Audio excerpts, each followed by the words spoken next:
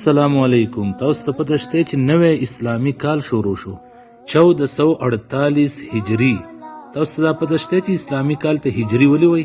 اسلامي کال ته هجری ځکه وایي چې دا د رسول الله صلی الله علیه وسلم د مدینې منورې ته د هجرت نه شروع شوی دی. نو هجری د هجرت نه وته دی ځکه دیتا هجری وایي. او تاسو ته دا پته شته چې دا هجری کال د اسلام د پاره چا مقرر کړو؟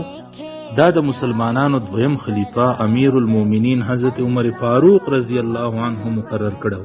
د دې مشوره ابو موسی اشعری رضی الله عنه چې عظیم صحابي دی او گورنر هغه ور کړی و. عمر فاروق رضی الله عنه ته خط لیکلو چې زموږ سره خطوط راځي، هغه د میاش نوم خو لیکي شعبان رمضان، خدا پته مونږ ته نه لګي چې دا د کم کال شعبان دی او رمضان دی. لہذا پکار د چې اسلامی ریاست ځان د پاره د کال حساب مقرر کی. عمر فاروق رضی الله عنه د دین وروسته د ټولو صحابه کرامو مشرانو یو شورا مقرر کړه چې مونږه د اسلامی کال تاریخ آغاز د سنه وکړو. په دغه شورا کې څلور رائے رالې، چاوي د رسول الله صلی الله علیه وسلم د پیدایش نه به آغاز وکړو، د عیسوي کال د عیسی علیه السلام د پیدایش نه شروع دی، چاوي په کم کال چې رسول الله صلی الله علیه وسلم ته نبوت ورکړی شو، چاوي چې رسول الله صلی الله علیه وسلم په کم کال باندې وفات شو، او چاوي چې رسول الله صلی الله علیه وسلم چې په کم کال هجرت وکړو.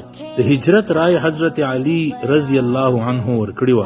حضرت عمر فاروق سے هم دا رائے خوښه کړه ځکه چې هجرت په برکت باندې مسلمانانو ته په مدینه منورې کې قوت هم میلاو شو، ریاست هم جوړ کو، د دین وروسته اسلام ترقی وکړه. او تاسو دا خبره دی معلومه وي چې هجرت خو د ربیع الاول په میاشت کې شو، چې د هجرت نه آغاز شو په کار د چې د اسلامی کال آغاز د ربیع الاول نه شوی او آغاز د محرم نه وکړی شو. د دې وجه دا وه چې قدیم عربو چې به کله د کال حساب کوو آغاز به د محرم نه ورکو، او دا رائے هم حضرت علی رضی الله عنه ورکړی وه. د دې رائے نه وروسته محرم د اسلامی کال اوله میاشت مقرر شوه.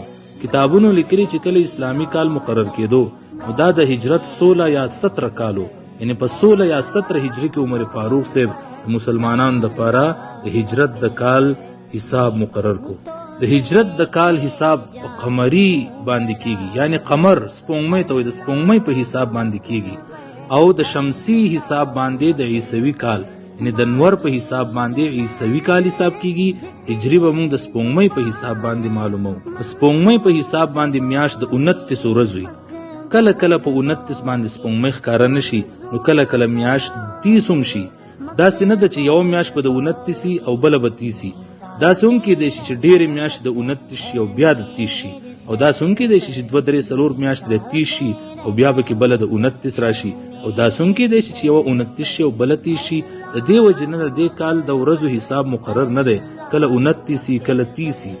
دا هم زده کول پکار دي چې په قمري حساب کې په اسلامي حساب کې تاریخ د نور په پریوتو باندې هغه بدلیږي.